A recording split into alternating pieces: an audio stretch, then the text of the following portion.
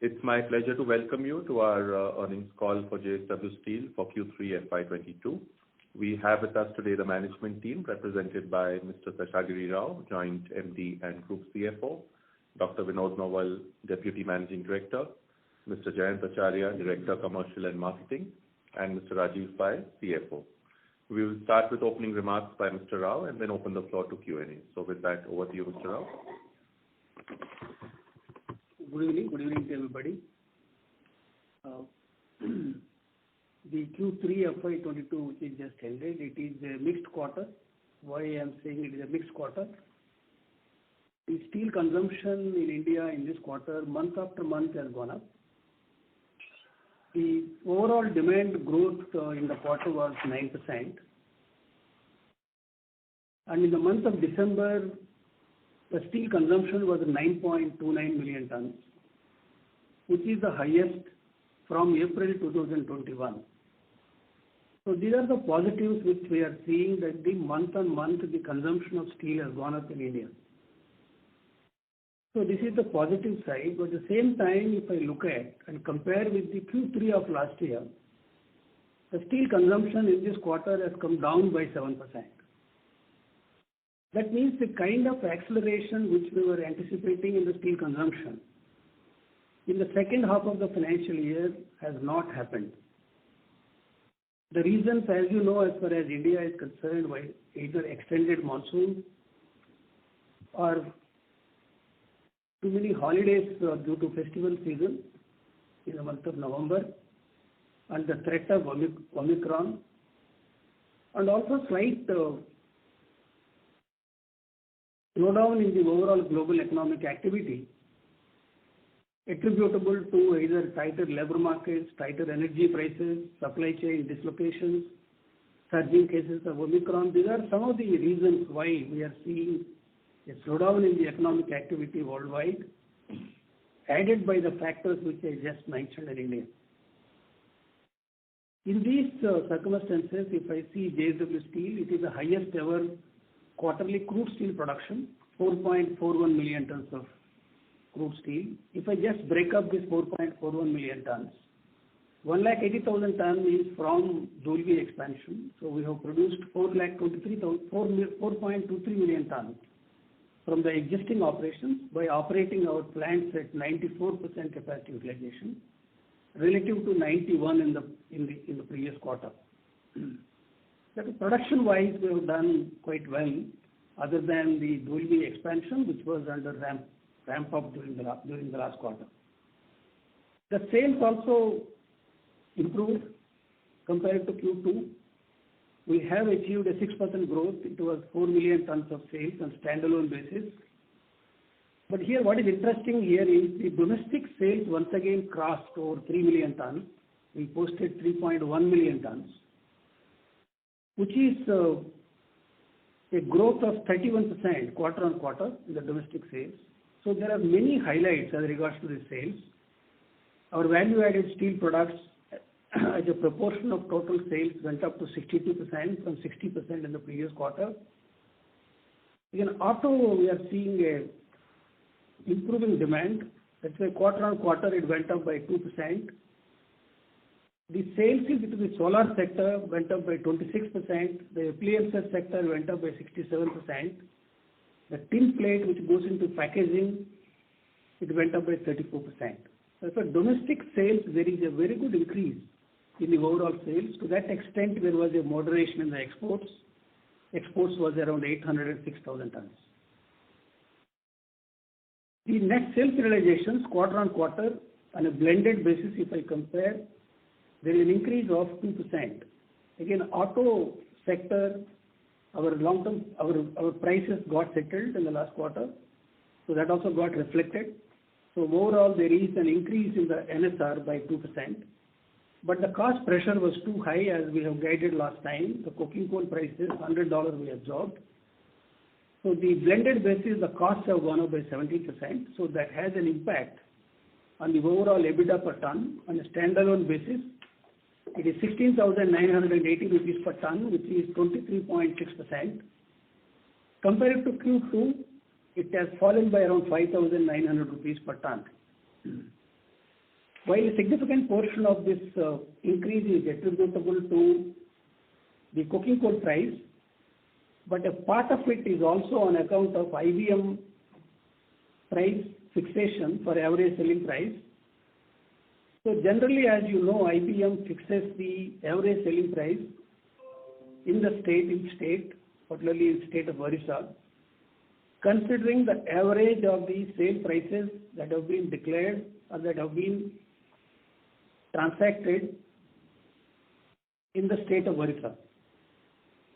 But this time what we have observed is that in the month of July and August, when international iron ore prices were at a level of $220, $230 per ton, when they are falling to as low as $85 per ton in the month of November, the IBM prices which are getting declared are not reflecting the fall in prices either internationally or in the domestic market where NMDC reduced the prices, that is not getting reflected in the IBM price published prices. But initially when prices of September and October was declared by IBM, we noticed that there is correction relative to August. Then after some time, they have republished the numbers for September and October, increasing the prices again substantially, almost similar to what was in August. Just to give you a number, 58 to 60% Fe iron ore, which was originally declared at 2305 for the month of September, they revised to 4095. So there is almost 2,000 rupees increase in the revised prices relative to what they originally declared. So when we were trying to understand why this revision has happened, is that due to exclusion of certain bona fide sales made by the company in the auction, e-auctions conducted. So those were excluded for the reasons best known to IBM. So we have contested. But the revision has happened subsequently in the month of January 2022.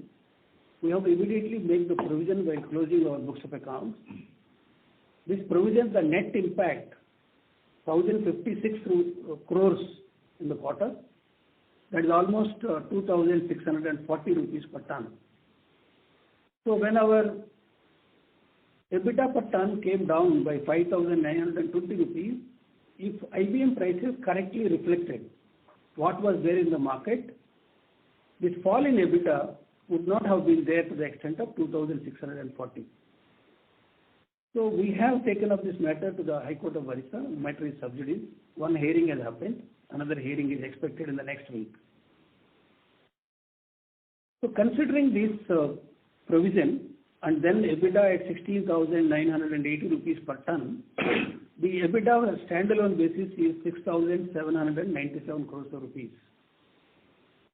As far as subsidiaries and other joint venture companies are concerned, in the USA, plate and pipe mill and also the Ohio operations together, we have clocked an EBITDA of $55 million, which was lower than the Q2.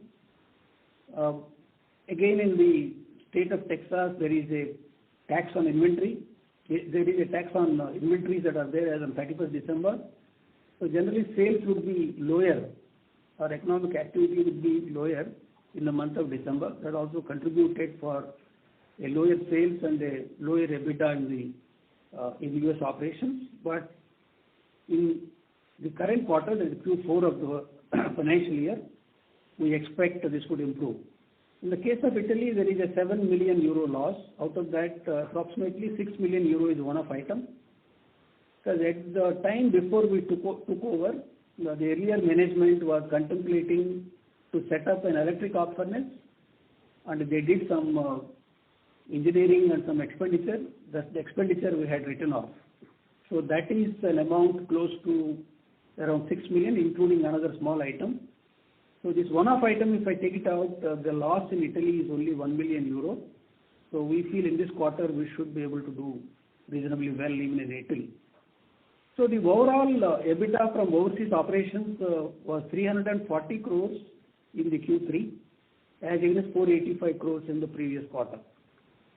The Indian subsidiaries have done reasonably well. So it recorded a total 769 crores of EBITDA from Indian subsidiaries other than Bhushan Power and Steel. So I want to give you a separate number as far as Bhushan Power and Steel is concerned. This is 1547 crores EBITDA, which has been recorded by Bhushan Power and Steel.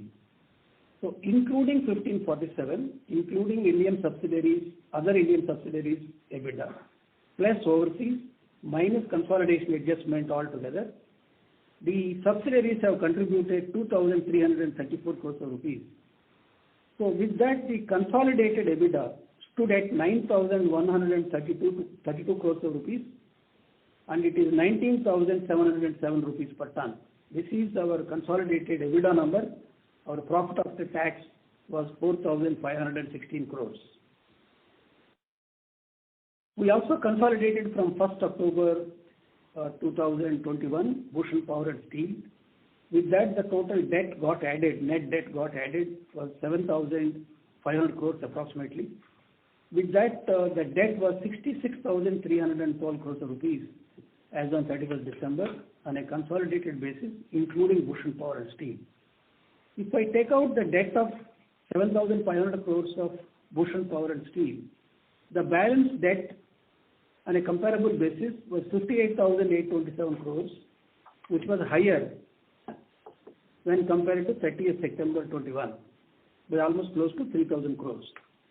Our inventories in the quarter went up by around 3 lakh tons, and also some debtors were to be collected. So we have invested approximately around again 3,000 crores in the working capital. That's why this debt has gone up. Our effort in this quarter is to reduce these inventories and reduce this debt to this extent and bring it back to the levels which we have seen in 30th September. Debt to EBITDA on the face of it appears to be 1.73, but actually it is 1.53. Why I am saying it is 1.53? When we take last 12 months trailing EBITDA, Bhushan Power and Steel only 1 quarter EBITDA has come in the 12 months trailing EBITDA, that is October to December. So previous 9 months EBITDA has not got reflected while calculating this 1.73.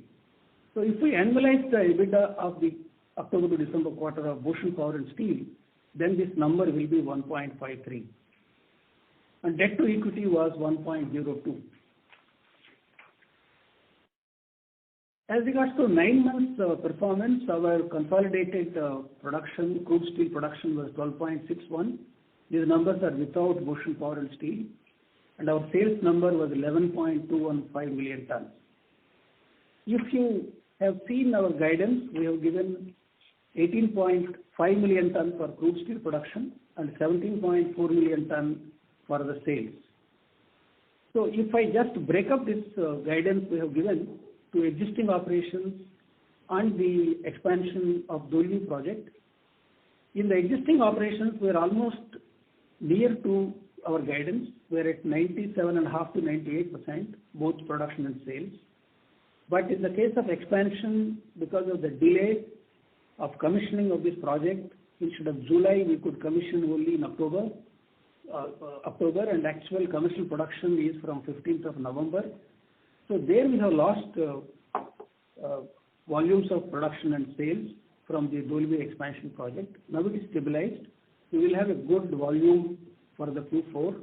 Considering the loss of production from Dolby expansion project and 1 or 2% lower production from existing operations and sales from existing operations, so our overall guidance for the year will be around 94 to 95% of the total guidance given for the year initially.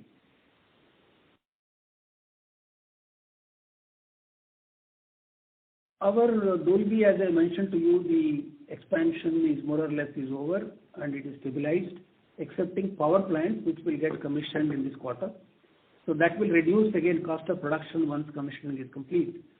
Out of the total 2 power plants, one is getting commissioned in the month of February and the other one in the month of March. Then what is left out is the coke oven plant in Vijayanagar and the downstream units like one galvanizing line at Vijayanagar, one color coating line at Vijayanagar, one CAL line at Wasil, and one tin plate 2 at Tarapur. These are the downstream units which will also get commissioned before 30th of June 2022.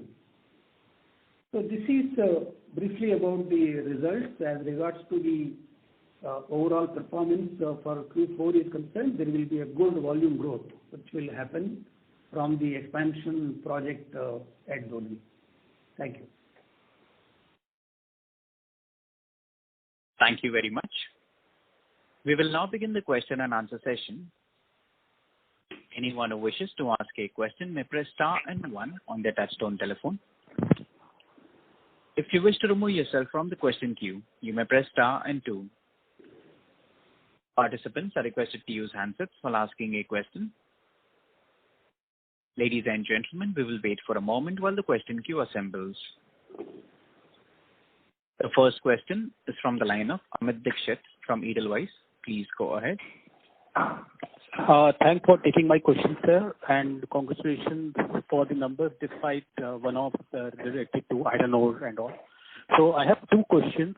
The first one is essentially on realization. So how do we see blended realization changing QOQ, from Q3 to Q4, and in particular our export mix from Q3 to Q4? The second question is on coking coal cost. What was it in Q3 and how is it expected to change in Q4?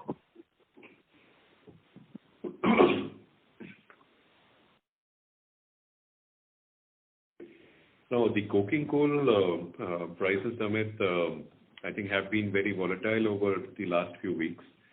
So coking coal prices, as you may be aware, have elevated to $430 FOB Australia, which was in the 357 range in the beginning of the month. So it will be difficult for us to quantify exactly what will be the Q4 outlook for coking coal, the way usually we have given. I think we would, we would need to wait and watch how the situation moves with respect to the coking coal FOB prices. Having said that, we have 2 months usually in the inventory cycle, so that's something which you could take into account while you factor your calculations. As far as MSR and realizations are concerned going forward, quarter on quarter, I think I would say that the prices in December have bottomed out, and we have been able to settle the automotive prices. The quarterly prices for the January-March quarter also are by and large all done. So therefore, from an exit of December to January, I would say that by and large the situation on a monthly price basis will be similar. However, there is an upside on account of automotive and quarterly. Going forward into February, March, the cost push which is happening across the world, both from coking coal, iron ore, zinc and other raw materials, would keep the prices supported. We see over the last 1 week the movement in the secondary market on the prices. They have moved up, and we see some reflection of that in the international prices as well. So we do expect that there will be some movement on the prices on the positive side between February and March. Difficult to give an estimate as to what the quarter-on-quarter delta will be, but this is the direction where we are seeing ourselves in. So just a follow-up on this, what was the coking coal cost in Q3? It went up by $100 as we had estimated. It was 257 CFR. Okay, great. Thanks and all the best. Thank you. The next question is from the line of Sumangal Nevatia from Kotak Securities. Please go ahead.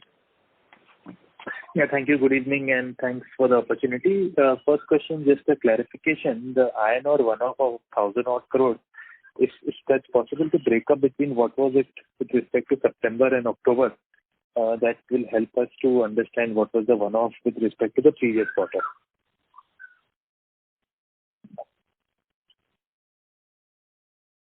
Yeah, up to August, the prices were available when we closed our books for September. After that, when IBM revised the prices, they have revised only for September and October. So the impact of September was 264 crores rupees in this total of 1,056 crores. Now October prices were revised, so we have provided actually based on October IBM published price. same trend we expect for November and December, because IBM will continue the same trend. We accordingly made the provision. At the same time, we are contesting starting from September that this is not the way ASP is to be calculated. So we have to see finally how the matter will be decided by the courts. Understand. That's helpful, sir.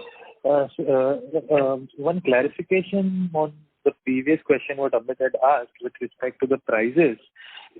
We understand exit December to exit Jan, as you said, is flattish. Is it possible to share what would be exit December prices versus the third quarter average prices? That will be difficult to give right now, but I think, as I was telling in the last question, December and Jan are similar. International prices have seen an uptick. Recent bookings of international exports have been $30 to $40 up. Secondary markets have moved up. So we do see a positive upside possible for February and March. Understand. One just last question on the subsidiaries. So Italy, after turning positive at EBITDA level this quarter, we've again gone into a loss. And also US, we see prices are weakening.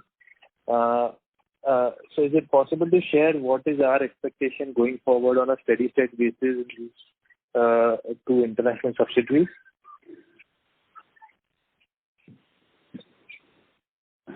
No, the plate prices, in fact, have not fallen the way the HR coil prices have fallen in the US also. So therefore, we don't expect the plate mill is concerned, there will be a decline in the overall performance, either in terms of volume or in terms of EBITDA. But at the same time, in Ohio, we are seeing a fall in the HR coil prices, but the demand was weak in the last quarter. So in this quarter, we expect the demand to come back. If that comes back, our view as far as Ohio is concerned, it should continue to perform the way it is doing, if not improvement. Okay, sir. And with respect to Italy? Italy, as I was mentioning in one of the calls last time, is basically the rail mill. If rail mill operates fully, then we will be in green. If rail mill there is an issue, then we will go into red. So the rail mill operation is majorly dependent on the tenders by the Italian railways. So if there is any delay in any quarter in awarding those contracts, and rail mill operates suboptimally, so that will land in negative EBITDA. So we expect in the Q4 it should come back. We are expecting rail mill should operate well, and it will come back to green. We have already received one tender order from the Italian Rail, while that is the first initial order level. So part of that will get executed in this quarter. We are looking forward to another tender by the Italian Rail during the quarter. Understood. Thank you and all the best. Thank you. The next question is from the line of Indrajit from CLSA. Please go ahead. Hi, thank you for the opportunity. Couple of questions. First, can you give us some color on the export market right now? How are we seeing the export booking, and do we expect to go back to those 25-30% of sales as export in this year as well versus what we have seen? So on the export market, I think the overall quarter 3 exports to domestic ratio on console basis without BPSL was 21% of export, 79% domestic.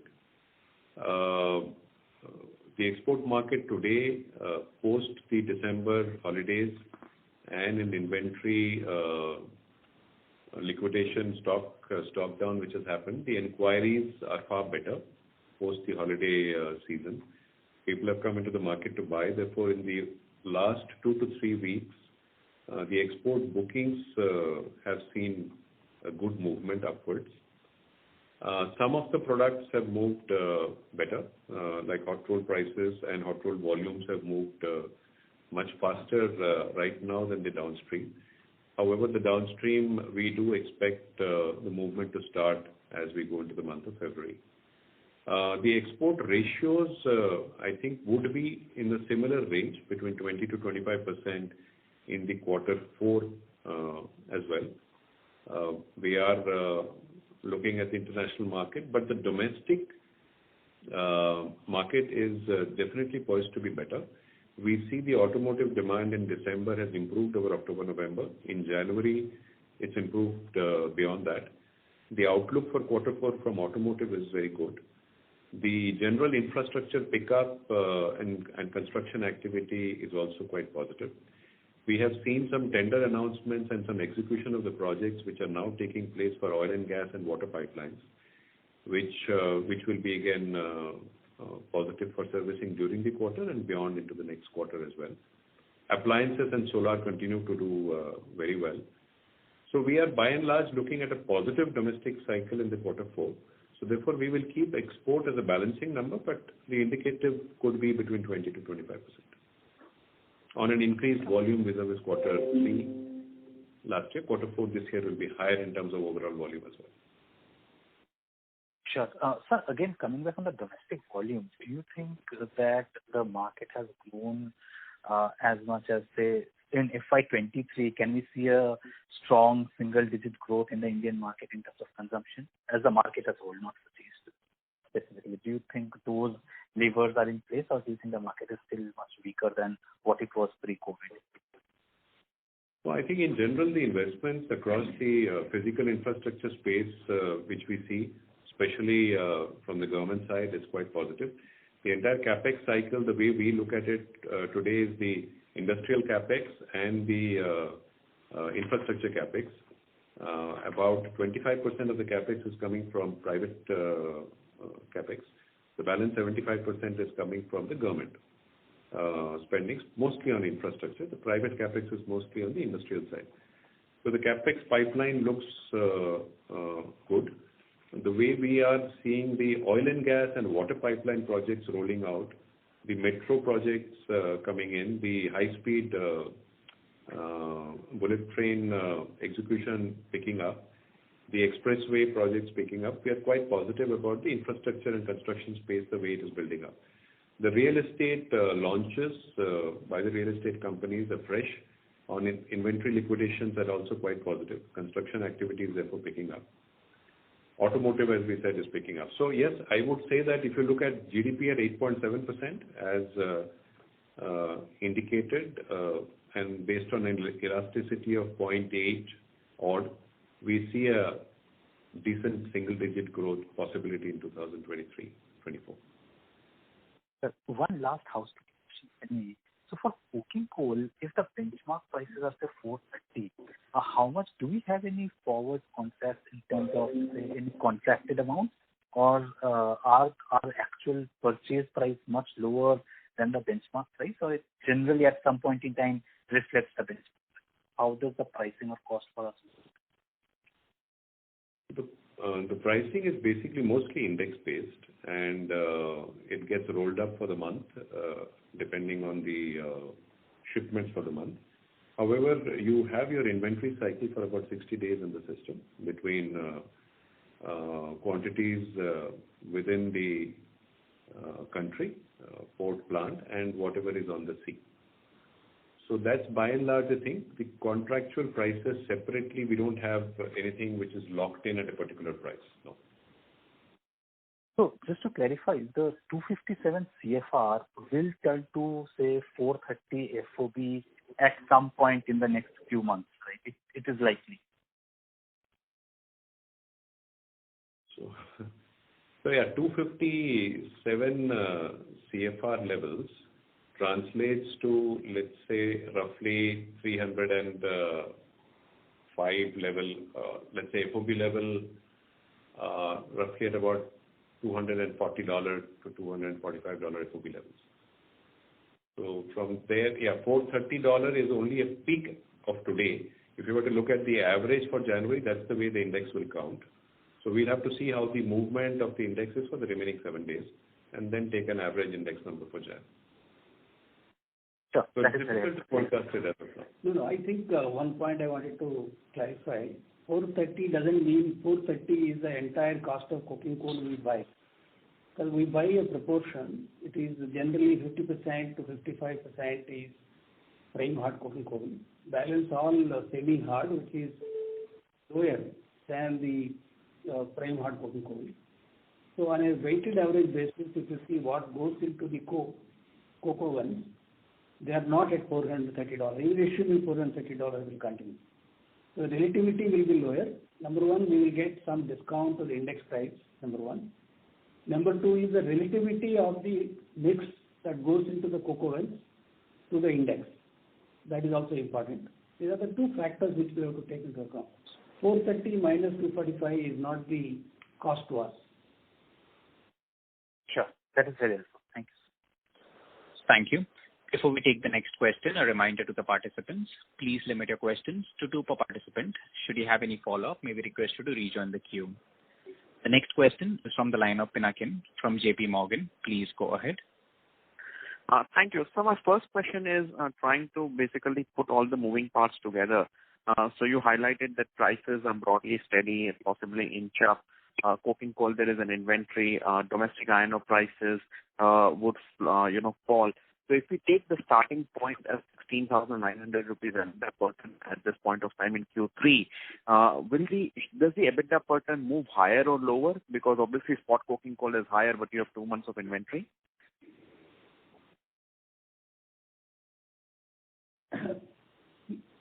Here the issue is, it is very difficult for us to say EBITDA per ton will go up or down.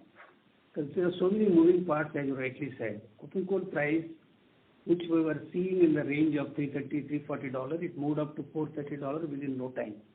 Even fall may happen to the same extent. We don't know what is going to happen.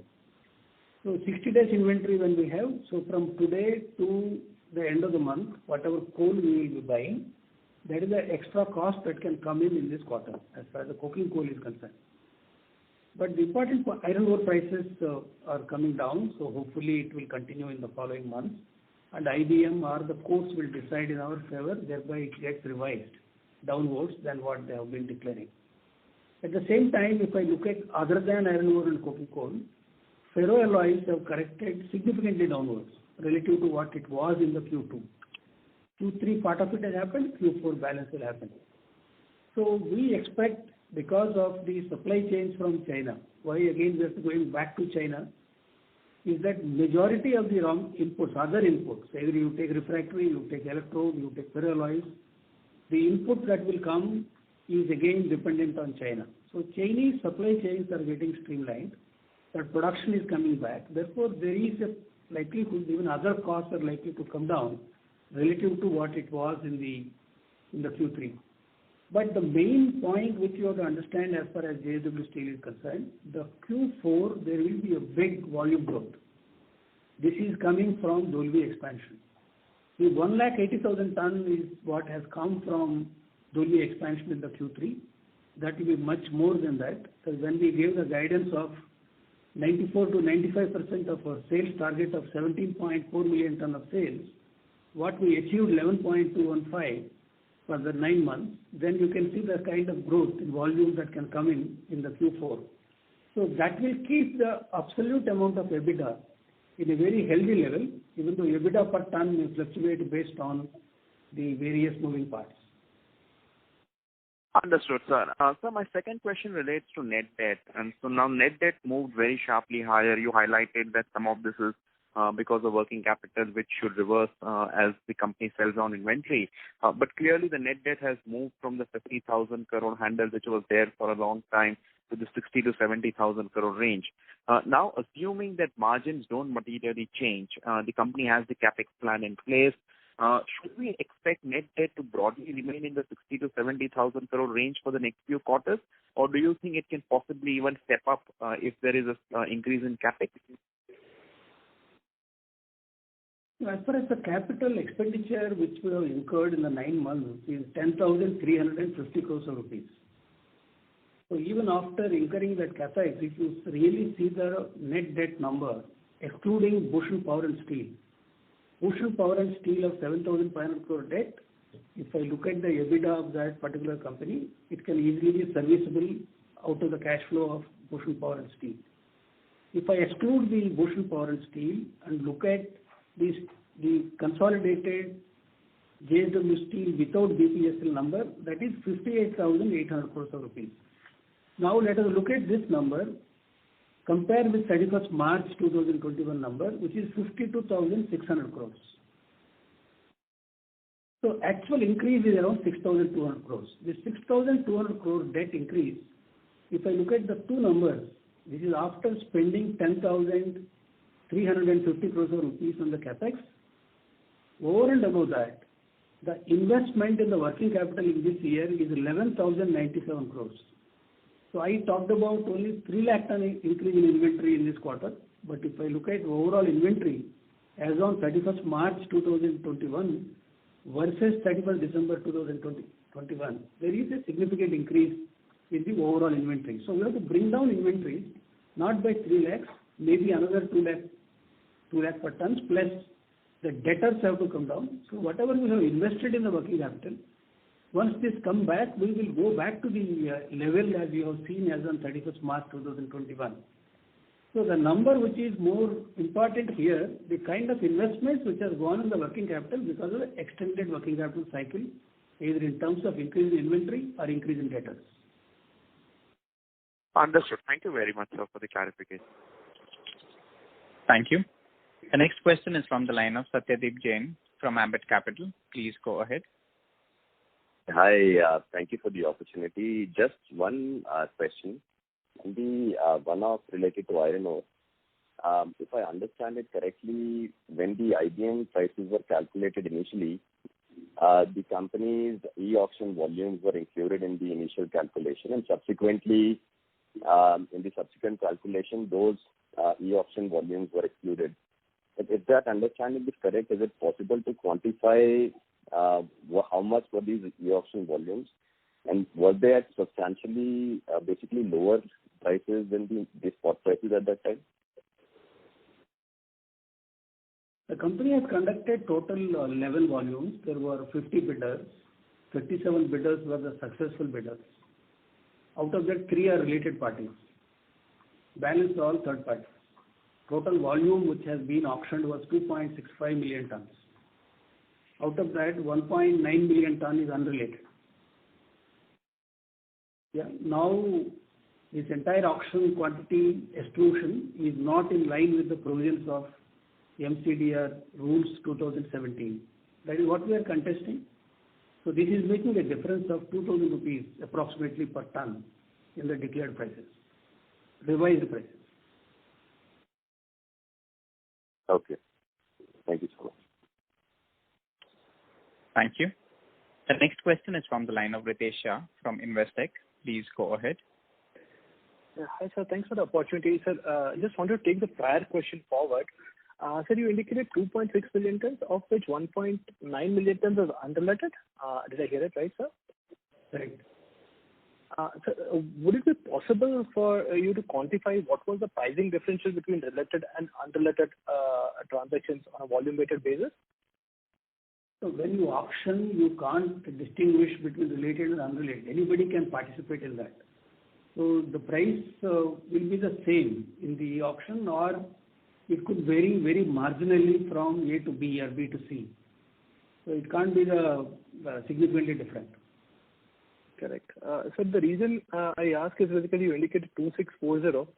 That number is pretty huge. That was the reason I asked that. Sir, a related question. Ministry of Mines has indicated basically National Mineral Index and State Mineral Index. To what my limited understanding is, the incremental premiums will still be paid on National Mineral Index. However, there is an element of quantities of grades which needs to be prefixed when we arrive at a particular index. Sir, where is this process at? And given what has happened in the last quarter, how should one understand this particular variable actually flowing incrementally, because it's quite pertinent from a P&L standpoint?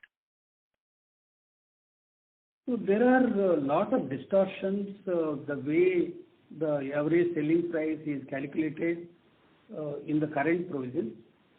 This has been brought to the attention of the government. Government has appointed a committee. This committee has met all the stakeholders. how to fix the average selling price, even if it finally goes into national mineral index. So they have their recommendations, and their recommendations are getting submitted, I understand, to the government. Then hopefully something will come or clarity will come, how it gets fixed in a transparent manner in going forward. Sure, sir. And my second question is for Jayant, sir. Sir, how are you looking at Chinese net steel exports trends going forward? And any color on Chinese infra stimulus, or how are you approaching the local demand supply situation in China? Just trying to get a sense on how are we looking at Chinese export numbers and the underlying economy. Thank you. Chinese production is likely to be moderated during the next few months on the Winter Olympics and the winter months. They want to control the carbon emissions. Certain regions are controlling the production more than others. That will result in a lower export or a more moderate exports from China during this period. The other thing is that the Chinese economy now, I think, the government is looking at stimulating it. We have seen print to say that the rates have been, the interest rates have been reduced. There is some more liquidity being pumped in. The support to the real estate market is likely to be given. So we are seeing some positive vibes from the government to stimulate the economy going forward. So I think that's a positive. So therefore, we think that Chinese domestic demand will be reasonably okay, and exports will continue to be moderate, at least for the first half of this year. That's helpful. Thank you so much. I'll join back with you. Thank you. Thank you. The next question is from the line of Abhijit Mitra from ICICI Securities. Please go ahead. Yeah, thanks for taking my question. I have two questions. Firstly, regarding the JSW quoted the EBITDA movement, the sharp decline. How do you explain it? Is it because you have taken the CR price cuts but yet to sort of take any action or decision on the HR prices? So that's question number one. And the second question is, how to sort of bridge conceptually the EBITDA per ton that we are seeing on the standalone and Bhushan, because standalone EBITDA is around 17,000, Bhushan EBITDA is around 26,000 per ton. So how to sort of bridge these two? Thanks. These are the two questions I have. On JSW quoted, the numbers have been little lower this time because of the cost impact on certain raw materials like zinc, aluminium, tin, and paint. That has led to a moderation in the EBITDA numbers.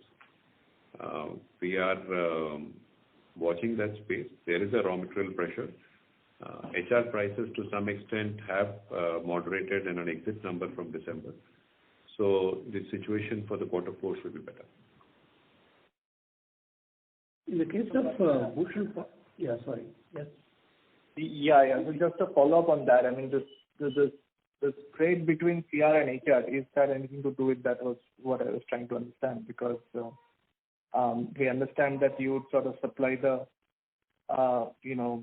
steel from JSW and get it converted out there. So is because realizations are also down significantly, not only the cost. So yeah, if you can just briefly develop on that. See, the HR and CR trade you're saying, I didn't understand that part. The question, can you just repeat the question? HR and CR, what did you... The spread between HR and CR, the compression in spreads between HR and CR prices, the compression of the gap between HR and CR prices, does that play into the spread that gets reported in JSW reported? Yeah. Okay. No, the HR and CR, the compression in HR and CR gap has moderated. That is primarily in the CRCA retail space, which you see. But in coated, I think different products are behaving differently. If you look at tin prices are probably one of the best, and we see a strong, price support on tin going forward. The demand is also quite good. On the coated OEM space, if you look at solar, if you look at appliances which take specialized galvanized and specialized GL, there also we are seeing a decent demand, and therefore the prices there are also holding up. These are high-strength steels and therefore not available from everybody.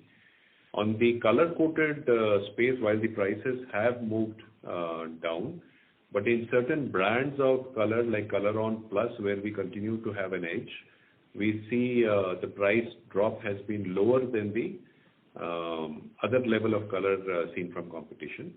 But there is a pressure in coated on commodity galvanized. Commodity galvanized in coated has, let's say, come down more than, especially in the retail and the pipe and tube segment. That area is putting some pressure in the market. But going in the last 1 or 2 weeks, as we were seeing in general commentary, the prices have improved, including the retail space of galvanized. If I can clarify on the second question which you asked, as far as BPSL EBITDA versus JSW Steel, I think you have to look at Bhushan Power and Steel. They have surplus capacity in the blast furnace. So they also sell pig iron. If you look at their EBITDA, it includes the sale of other material other than the finished steel. So that adjustment requires to be made. Number two is, if they are producing, let us say, 2 lakh tons per month of HR coil, what they sell in the form of HR is only 30,000. That means around 15%. Balance 85% is in the form of value added. Whereas when you calculate JSW Steel standalone EBITDA per ton, that is not comparable actually with Bhushan Power and Steel, because entire value addition is not getting reflected in the standalone EBITDA of JSW Steel. This is the second. The third point is, when Bhushan Power and Steel participated in the auctions, when they got the iron ore, they got it at a lower price. Whereas that cost is booked in the JSW Steel. That difference. These are 3 differences if you adjust. I think EBITDA per ton on both the companies are comparable. Okay, great. Thanks. That's all from my side. Thank you. The next question is from the line of Nitij Mangal from Jefferies. Please go ahead. Hi, good evening. Thanks for taking my questions. Firstly, for FY23, what kind of incremental volumes are you expecting from Dolby expansion? I think we will tell you clearly the exact number in May, but the ramp up is quite good. Now it is stabilized. So the unit is working very well. The numbers we will give you when we meet in May. Okay, sure. Thanks. And secondly, on this iron ore issue, is there any ambiguity on November, December pricing as well? And if it's possible to share, and what's IBM's rationale for that change in the reference price? Thank you. I don't want to get into too many details what is the issue which is there on the table.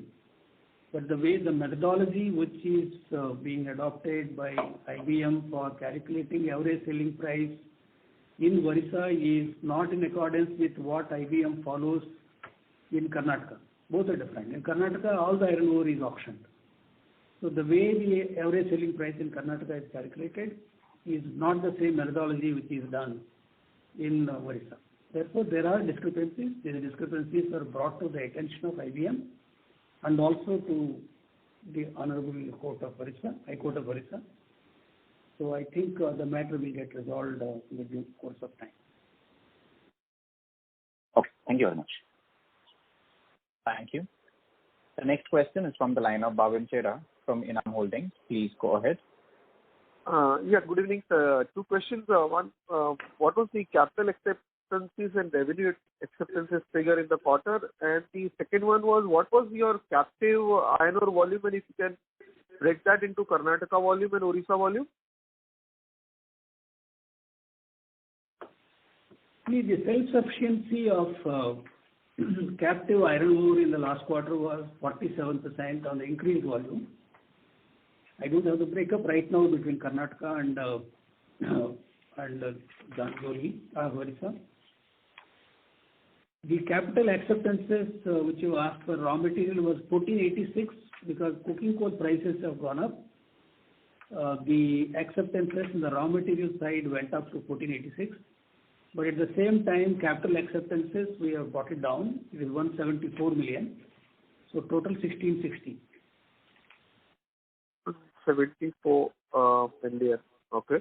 And so earlier clarification on this Bhushan Power EBITDA per ton, what you explained is substantially higher, because obviously the NSR also looks higher because obviously the pig iron and the other sales number which gets captured in the sale divided by the actual finished steel volume. So which means you are indicating this this spread is a sustainable number over JSW and there is no one-off there? There is no one-off excepting the iron ore pricing, what happens. What iron ore pricing, sir? I didn't got that.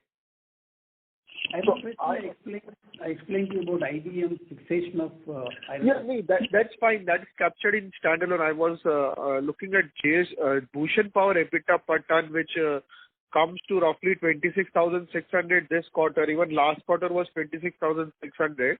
So in fact has remained steady for last 2 quarters despite cost going up in this quarter. So was trying to figure out if there was some one-off in that numbers. There is no one-off item. Okay. Okay. Thank you, sir. Yeah. Thank you. The next question is from the line of Kamlesh Bagmar from Prabhudas Lilladher. Please go ahead. Yeah. Yes, sir. Thanks for the opportunity. Sir, just on this iron ore cost or that charge which we have took in this quarter. So if I see the right from October, November, December data based on Orissa Minerals data, which is a published one. So every time, like say, our realizations of which we have published there or reported there are low by roughly around 2,000 rupees, even for the December month. So, and if we see all other, like say, around 20-25 odd miners which they have OMC or SL mining, the difference is there across the miner. So how we are going to substantiate on that particular item, like that our realizations are lower by roughly around 2,200 rupees on that count?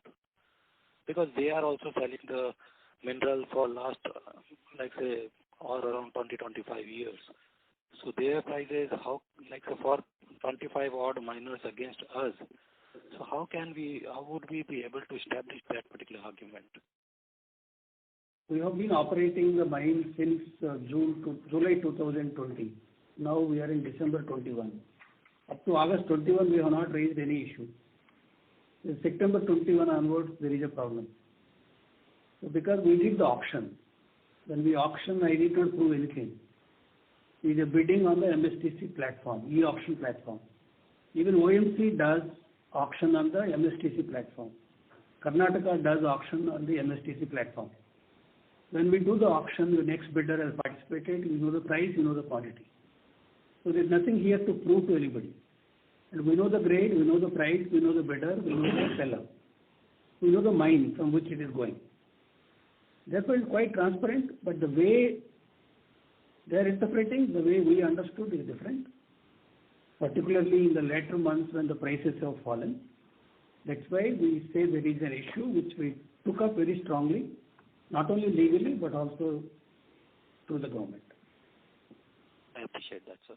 Sir, lastly, on this PLI, like say we are doing massive investment in the downstream. So how much of our quantity in downstream or upcoming capacity, because it would be applicable on the expansion, would be covered under the PLI? PLI scheme, just now they have announced the guidelines, so we are studying those guidelines and we are working out based on those guidelines how much capacity can come in, because there are certain timeline by which the production has to start or the expenditure has to come in. So those things which we are calculating, I think next time when we meet in May, we will be able to throw light on that. And lastly, sir, we have mentioned that we have 2 months of coking coal inventory. So assuming that these current prices continue or $10 to $15 here and there, so what increase or what change can we expect for the Q4 in terms of coking coal prices? Look, the way, in fact, we worked out, we wanted to give you a number, in fact. So we worked out the numbers based on the price prevailing up to 31st December. So when we calculate that number, assuming that that would continue, it would be in the range of around $25 per ton. Well, after that, the prices went up. So therefore, we have to now recalculate, because the January month, whatever buying that is happening, part of the quantity will come in consumption in the month of March. Okay. Therefore, that number we don't know. So minimum 25. After that, we have to calculate the number and then share. Okay. Great, sir. Thanks a lot, sir, and wish you all the best. Thank you.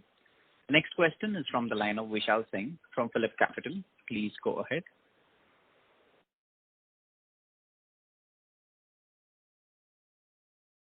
Vishal Singh, your line is in talk mode. Kindly go ahead with your question, please. Good evening, sir. Good evening. Yeah.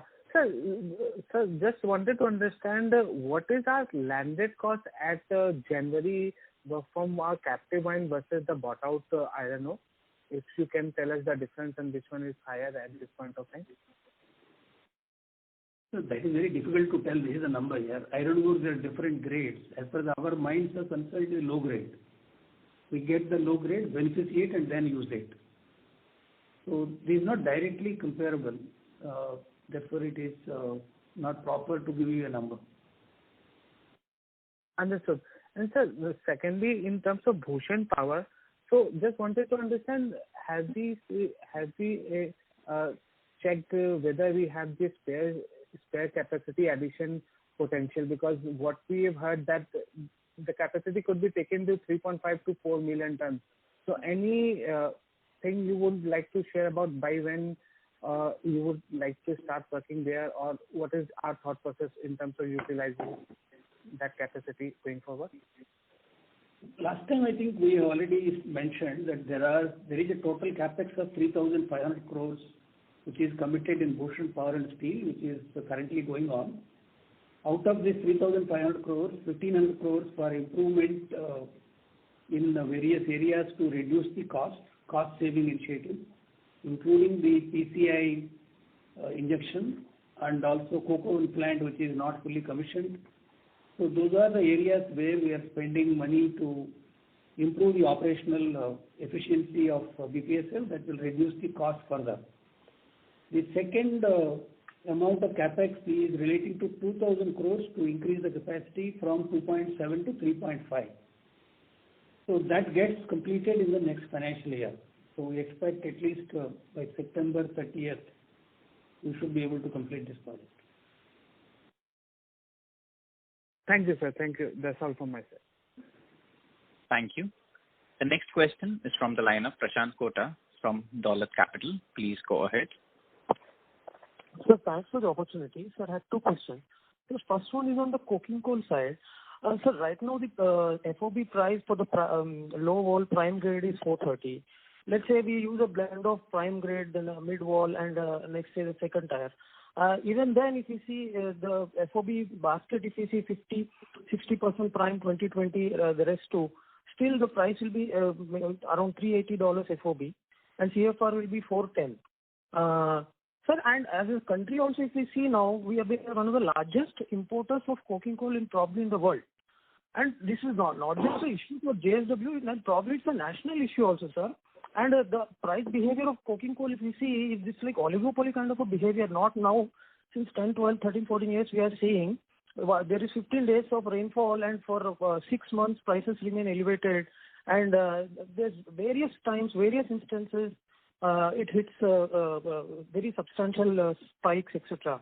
Sir, is there any way we can renegotiate as a country and carve out something as in the coking coal price should be a percentage of the steel price, not a Platts index, which is quite illiquid, and sometimes we don't know what exactly is going behind there, and it's quite it's not that scientific maybe. So maybe it should be today rebar price is $725 in India, and coking coal is 450 CFR. 65%, just one commodity, and they need us as much as we need them. Coking coal, there's no other use. So it's not a symbiotic, it's a symbiotic relationship, but somehow there appears to be a lot of arm twisting. I don't know what is the solution for this. If you have to form a syndicate as a country and do something, or what is the solution? Please just wanted to know your thoughts. We appreciate your anguish in this, and we are also equally anguished in this issue. For instance, in the case of oil, OPEC, what the entire world is able to do. So they dictate how much supply is to be done, what should be the price. Nothing could be done. Same story in coking coal, same story in iron ore. Very few players are there. So they dictate what could be the price, how we should operate. The point remains is how India is a country where we have large ambition to become a 300 million ton steel country by 2030, where our coking coal requirements will continue to go up from current levels. So how we can become self-sufficient with regard to coking coal? Here, as a company, we have given a proposal to the government, which we are really pursuing very, very vigorously on that. There is enough coking coal that is available within India. So how to develop, taking into account all the stakeholders.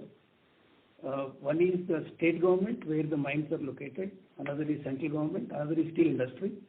The third one is the people who are affected due to mining.